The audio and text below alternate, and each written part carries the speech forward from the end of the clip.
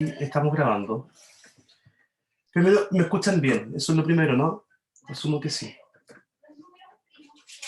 Sí, se me escucha bien, profe. Ya, muchas gracias. Word classes, nouns. I'm gonna open chat, this chat box. I'm going to leave it there.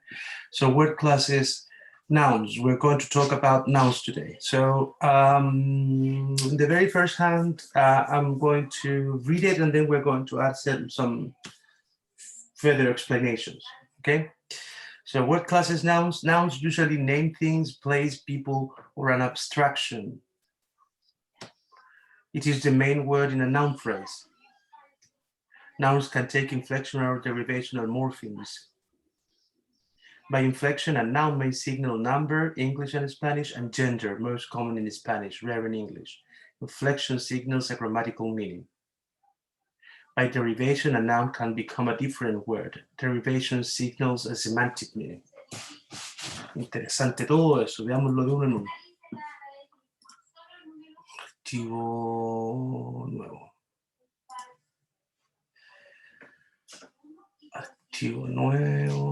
Archivo nuevo, disposición horizontal.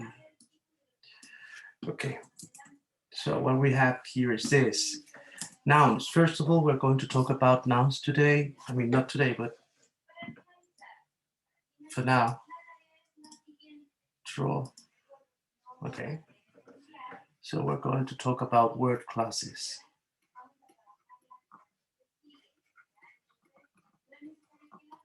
¿Alguien se acuerda? Well, in the previous test, we were dealing with morphemes and lexemes, right? Morphemes.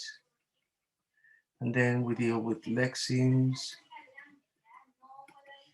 And then we say that inside of lexemes, we will have at least 3 different categories. One of them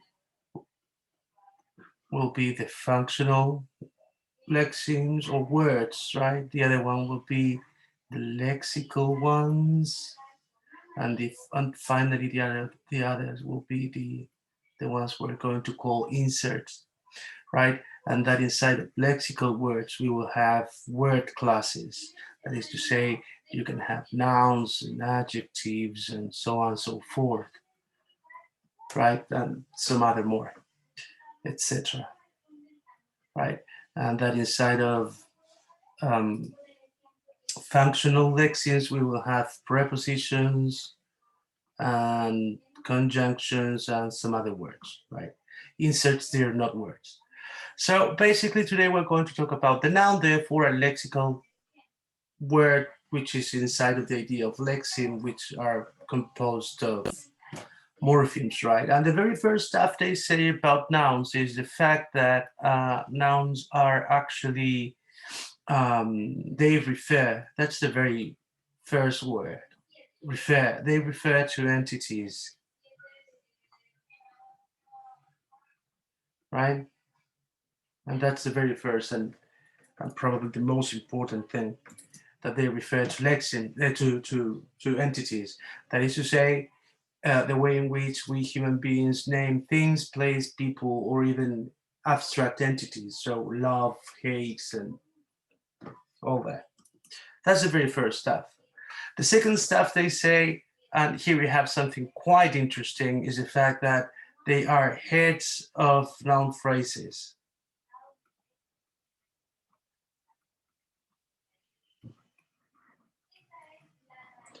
Okay, so what I'm saying but with the idea of noun phrase, I'm going to try to explain it in a very simple manner because we have to do this, but during the second unit, right? Not now, precisely.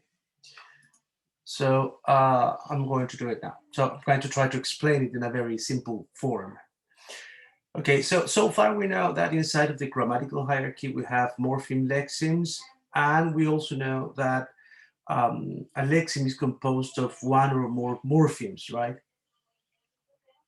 In that sense, a phrase is the third element inside of the grammatical hierarchy, and it is composed of one or more lexemes.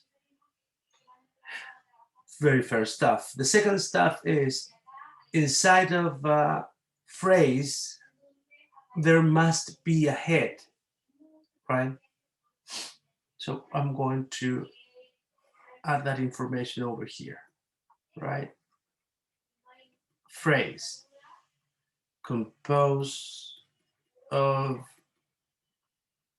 okay, writing it down, composed of lexemes, right? There must be a head.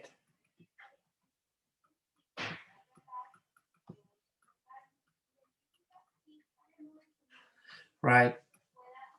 The head is the obligatory element.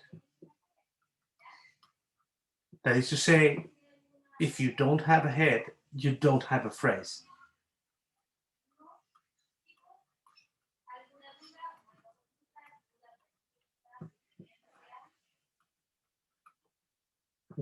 Okay, so for example, if I write down the big house,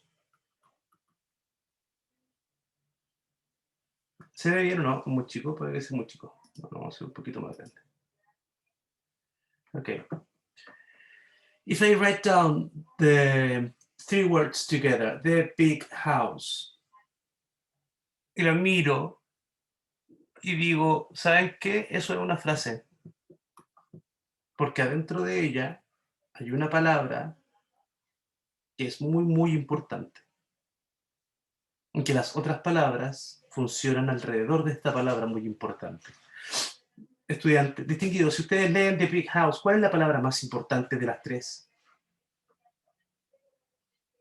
Big. House. House. Claro. Entonces, house es la palabra por la cual las otras dos funcionan, ¿no? No es a house, no es that house, es the house, ¿cierto? Les quiero contar también que los artículos tienen significado. In this specific case, the definite article, the, is providing focus on the head. The head, therefore, is the most important and obligatory element inside of a noun phrase, or every single phrase. In this case, house is the most important element. Therefore, it is considered to be the head. En este caso, house, ¿qué tipo de palabra es? Word class, a eso me pregunto. ¿Es un adjective, un verb, un noun, un adverb? ¿Qué es? A noun. A noun.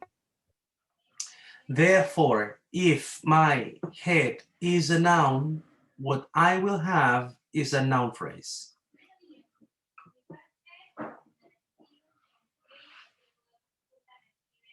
¿Sí?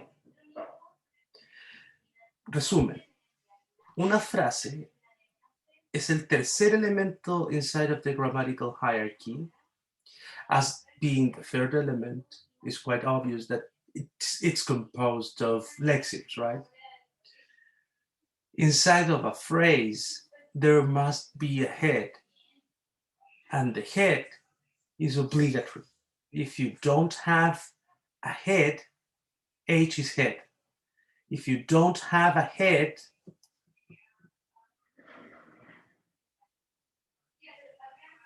you don't have a phrase, okay? Now, nouns, the word class nouns, they refer to entities of any kind, and they can be heads inside of noun phrases. Veamos otro ejemplo de otra noun phrase.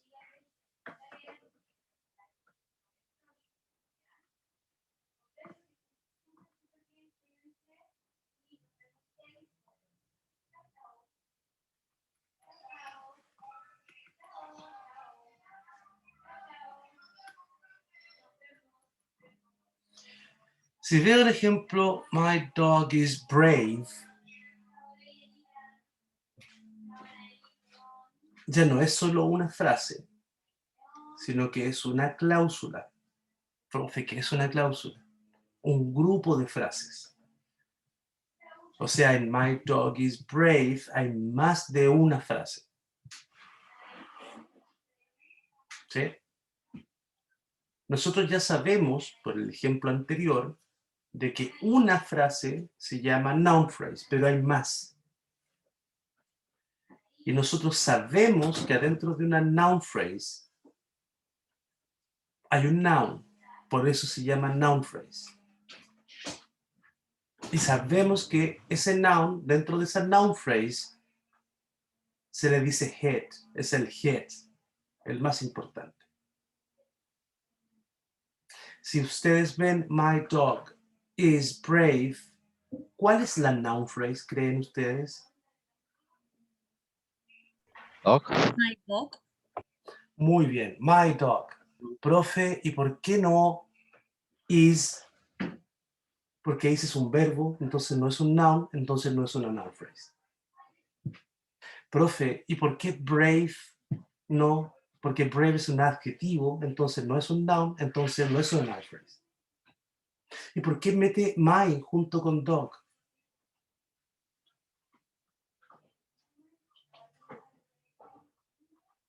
La pillería es que un pronombre reemplaza una noun phrase. ¿Puedo reemplazar my dog con un pronombre? Yes. ¿Con qué pronombre lo puedo reemplazar? It. Exacto. ¿Y qué significa que yo reemplace my dog por it en términos gramaticales de lo que estamos hablando acá?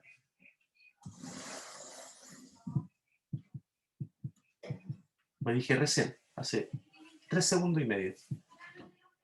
Los pronombres reemplazan noun phrases.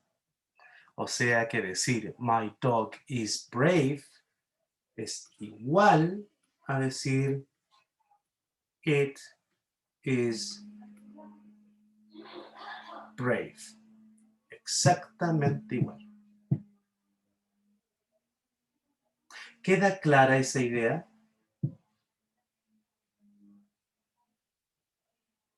Sí. ¿Alguien no entendió la idea de que un pronombre reemplaza una noun phrase?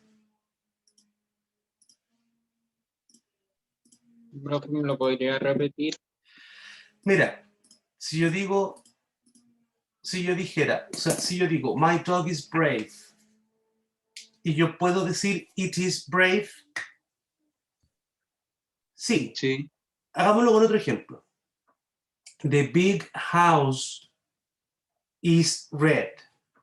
Es igual a que yo diga, it is red. Sí. Sí. Se está refiriendo a casa, pero en otras palabras.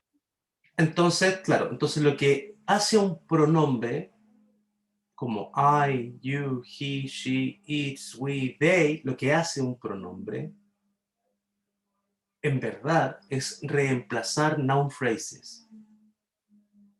Y esa sola palabra, el pronombre, va a borrar toda la noun phrase completa y la va a reemplazar. Y va a seguir significando lo mismo. Therefore, lo que hace un pronoun es replacing noun phrases.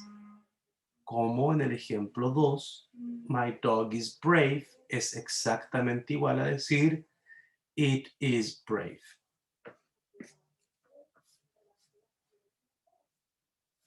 ¿Sí?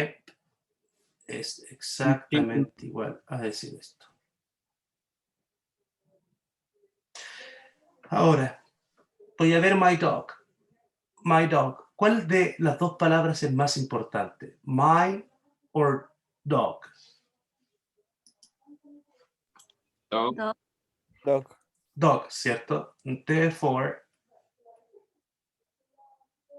dog es un noun head. ¿Sí? Y my es otra cosa. Por ahora lo voy a contar, no es necesario que usted lo sepa todavía, se llama determiner premodifier. y esta cosa es una noun phrase subject. Eso. Resumen. Nouns refer to entities. They can be head of phrases. 3. Nouns can take inflectional or derivational morphemes. Nouns can take inflectional or derivational morphemes. Take inflectional or derivational morphemes.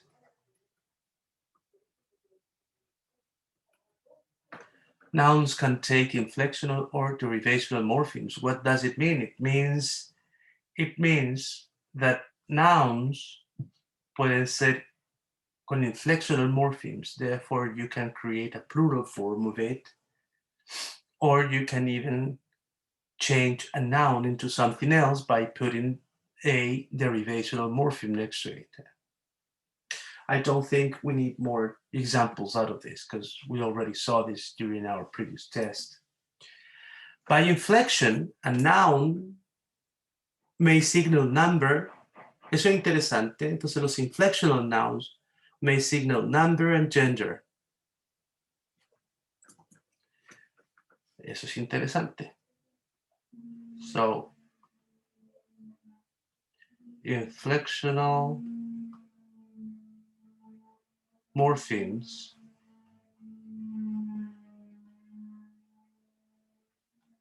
they signal number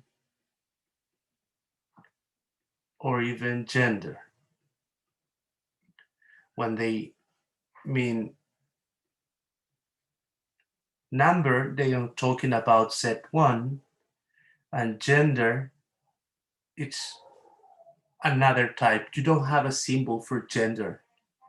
But we also have is, which is not being mentioned there, is possessives.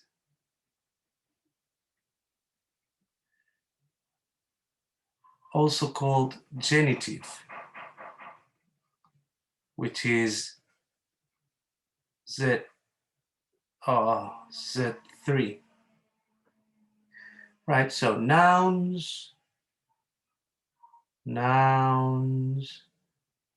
they refer to entities. They are head of noun phrases. Noun phrase symbol is NP. Noun phrase symbol. They take inflection or derivational morphemes. When they take inflectional morphemes, you can state number, gender, or possessive, Z1, Z3, right? Or on the other hand, you can take derivational morphemes. Derivational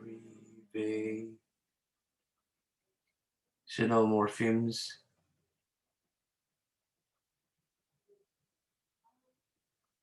Derivational morphemes.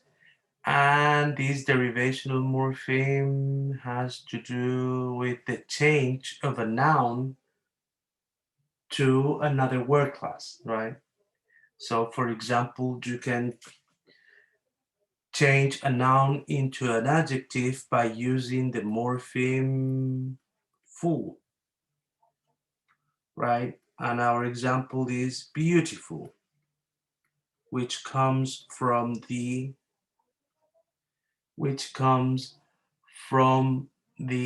noun beauty, and it is turned into the adjective beautiful, right? So that's the idea. Inflectional signals a grammatical meaning. We know that inflection is basically grammatical meaning, and that's why it doesn't make any change, or they don't make any change in the word category, right? And then by derivation, a noun can become a different word. Derivation signals a semantic meaning. Yeah, that's true. So that's why they change in word classes. Word class. Nouns, number. Number is a property of nouns which indicates whether it refers to one or more than one of the kind, therefore singular or plural. So whenever you have this difference between kid and kids, then the problem is a matter of number, which is a property of nouns. Nouns can be singular or plural, therefore they have number. Number is generally expressed by means of a change in the form of the noun, therefore by inflection. This change will also affect the rest of the sentence. Oh, that's interesting. Okay, so I'm going to add another page so we can say things about number. Oh no, we can do it over here. Okay. So nouns properties. I'm going to write it down over here. So nouns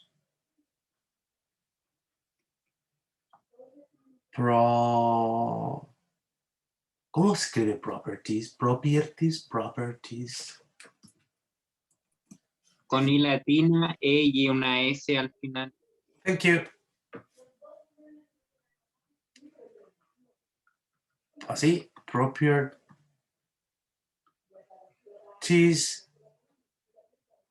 Así o no, sí, dudé, perdón. Cambridge.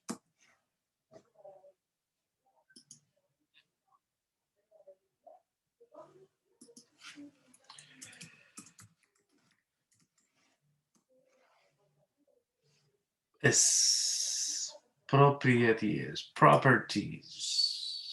An object, a building, the legal right, characteristics, property. Property, es sin I latina.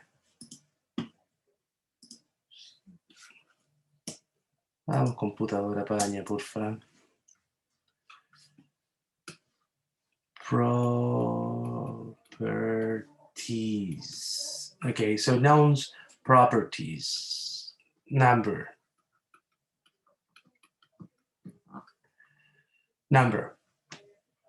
Chiquillos, ¿saben qué? Si miramos arriba dice que queda menos de un minuto. Yo no sé por qué no está ilimitado. Voy a cortar y les voy a enviar el link nuevo inmediatamente a su correo, ahora mismo, ¿ya? Eso, para que queden atentos. Ok. Ya, profe. Inmediatamente. Ya.